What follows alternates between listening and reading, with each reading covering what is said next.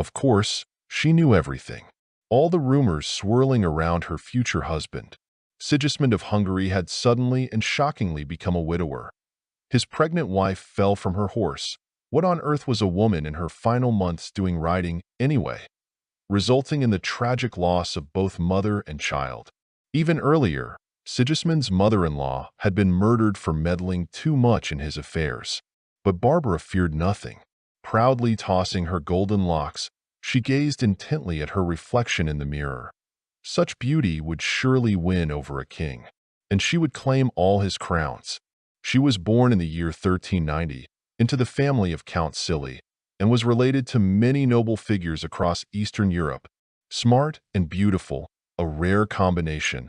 But Barbara possessed both remarkable intelligence and flawless beauty. She was fanatical about preserving her appearance. At her beck and call in the castles, there had to be hot and cold water, soap, perfumes, and special combs for her very long hair. Barbara constantly fed her mind with new books. Although she only knew Slovenian and German among the European languages, and Latin among the ancient ones. Princesses in her position were usually much more diligent. But Barbara had a keen interest in the dark science, alchemy. When the proposal came from the widowed Sigismund of Hungary, her family didn't deliberate for long. Although he was merely the younger son of the Holy Roman Emperor, he held great promise. In the year 1405, the union of Barbara and Sigismund was sealed. The young woman moved in with her husband. Barbara was adorned with several crowns upon her head, including the Croatian one. Her husband, the young queen's spouse, had a penchant for collecting thrones and spent much of his time away from home.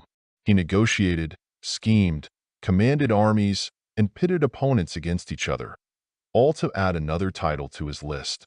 Given such a demanding schedule, it was almost astonishing that Sigismund and Barbara had a child. 4 years after their wedding, a daughter named Elizabeth was born. A year earlier, after achieving victory in Bosnia, King Sigismund decided to establish his own chivalric order. Barbara was thrilled, and it is said that she came up with the name, the Order of the Dragon. Initially, it consisted of 22 members, including the king and queen, but the number of knights soon grew.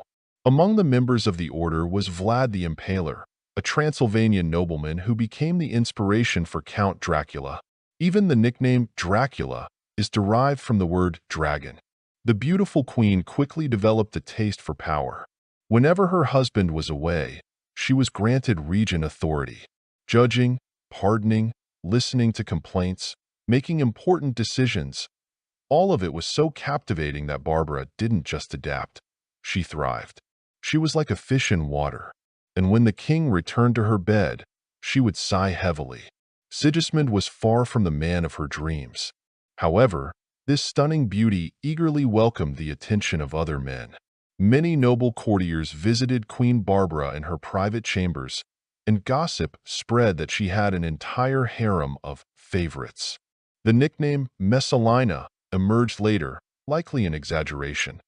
Barbara would never have dared to openly keep lovers, though her husband felt a growing distance from her, and eventually they began living apart. Appearances had to be maintained. However, society was outraged not only by Barbara's romantic escapades. This young woman, who had also become the Queen of Germany, openly expressed her disdain for the church. Rumors suggested she punished her ladies-in-waiting if they dared to pray. But was there any truth to this? Or was it merely the grumbling of the discontented? A happy beauty rarely earns approval from others, but envy? That's another story. Sigismund also had affairs, and Barbara saw nothing wrong with it. If some woman relieved her of her marital duties, why not? She tried to keep her behavior within limits, but not always. King Sigismund uncovered some of his wife's secret liaisons, leading to a scandal that forced Barbara and their daughter to retreat from the king's sight. However, the queen was a clever woman. She behaved impeccably, sent her husband penitent letters, and generously distributed alms, which eventually soothed Sigismund's anger. Barbara was allowed to return. But at that moment, Barbara realized that her husband did not bend to her will, not in the way she desired.